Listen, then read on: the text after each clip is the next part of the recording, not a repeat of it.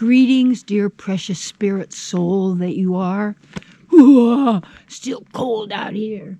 It's just great, though, to feel it and to be here and to breathe in that great air. Breathe it in. Greetings, dear precious spirit soul that you are. Today's topic is how to combine your spiritual life with your worldly life. Because a lot of people say, well, how do I do both? Well, you don't do both. Here's a little trick. It's called dovetailing. I got this from Vedic teachings, but you dovetail your work with your spiritual life. You dovetail your food that you consume, what you drink, with your spiritual life. You dovetail your relationships with your spiritual life. You dovetail all your activities, what you read, what you see, what you hear, what you taste, what you touch, what you experience with your spiritual life. And that means we're all here doing our work. That means doing our offering of our talents, our abilities, our services, our products in harmony with all living entities, including the earth, the entity. So you're there, and we're also all still playing the money game in whatever form that's taking. So the key, then, is to know your spiritual purpose. Know your purpose. And your real purpose, which is to be who you are. That's why I have that saying, be you to the full. Because that's all you need to do is to be you, free of all these layers of ignorance, free of all of this false reality that is created through words only, and sounds and meanings and definitions and symbols that they call sacred geometry and such. These are all parts of the material realm. Yes. So how, for instance, here's something I wanted to share with you again. It was from another quote from the Srimad Bhagavatam, and I just started, and that's Canto 11. I'm really into that. This is a really good one. They're all just great, but my reading list. Okay. You never, no, not that one. Oh, yeah, it's over here. It's on the back side. I'm sorry about that. Excuse me, just a minute. But I keep these notes. I need to do that because that's the way I'm all over the place. I'm all over the place anyway because that's how I am. Okay. So the Srimad Bhagavatam 11:18-27. We should always, this is what you want to logically consider, spiritually logically, that the universe, that means anything in what we call the universe, the one song, the one word, a verse, a song, it's not just a word, it's a statement maybe, a one, unity, uni. So whatever we consider the material realm, the 3D material realm, whether it's outer space, outer space, that planet, this planet, that thing, it's things, it's stuff, okay? You should always spiritually, logically consider the universe as well as the mind, speech, and life air. You get this, your body is functioning with your spirit soul because of the breath. You know, that's what's keeping you connected to this. And the breath is also extremely important to connect you with your spiritual self, for you to recognize and be that. And through the breathing, pranayama is called often. And I do some powerful breath meditations, and they help you to design and know the distinction and difference between you and the body and the mind and the intelligence, to experience really yourself.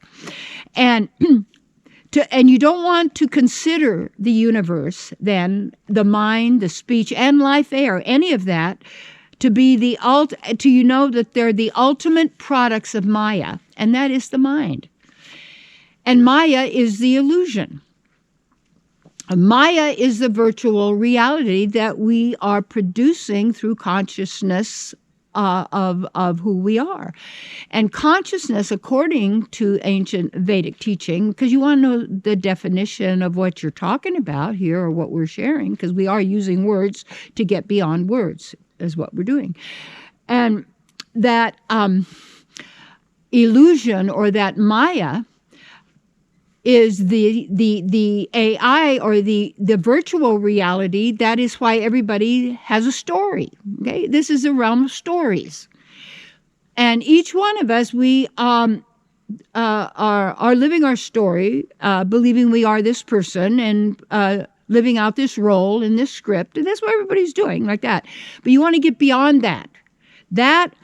All of that is ultimately the illusion. Situated. And this situated in the self, you should never have to think about all that other stuff ever again, because it's all going to happen automatically from who you are.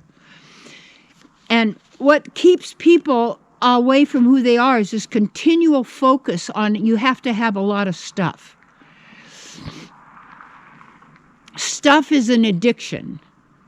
So you want to be situated in yourself, okay? And then you are situated in yourself. You're situated in the divine. This is where we are.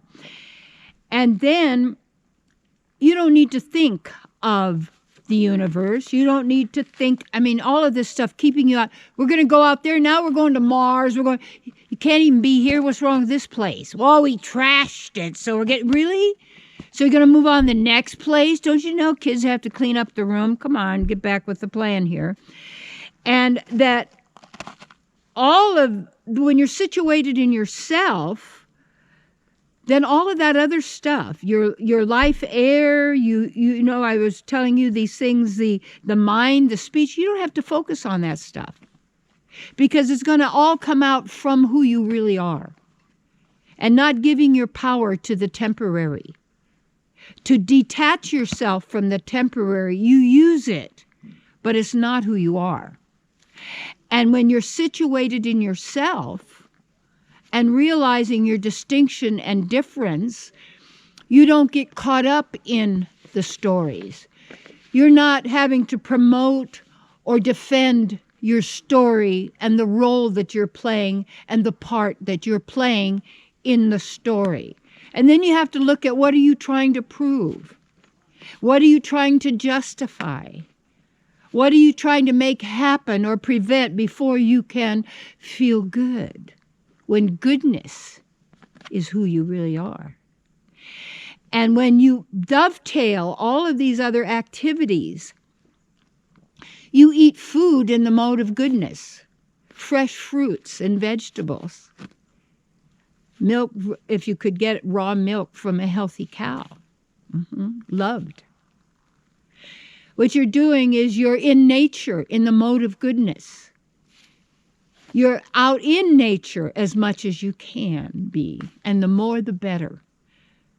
Then you dovetail your work. You do the work that's good for everybody, that honors all life, that is in harmony with your purpose and your mission of being who you are. Okay? So how you combine your spiritual life is your material life. You take everything you've been doing in the material world and up-level it by then having the way you shift everything is if you were working to harm others, you shift your purpose to empower, nurture, and enrich in others, you see? So you would then dovetail your material life so that your material life is upgraded into your spiritual life. And when you do your music's inspiring. When you paint your pictures are beautiful and inspiring. When you go to work, you're there to help people and to empower them and to allow people to fulfill their own divine chosen destiny as a divine being.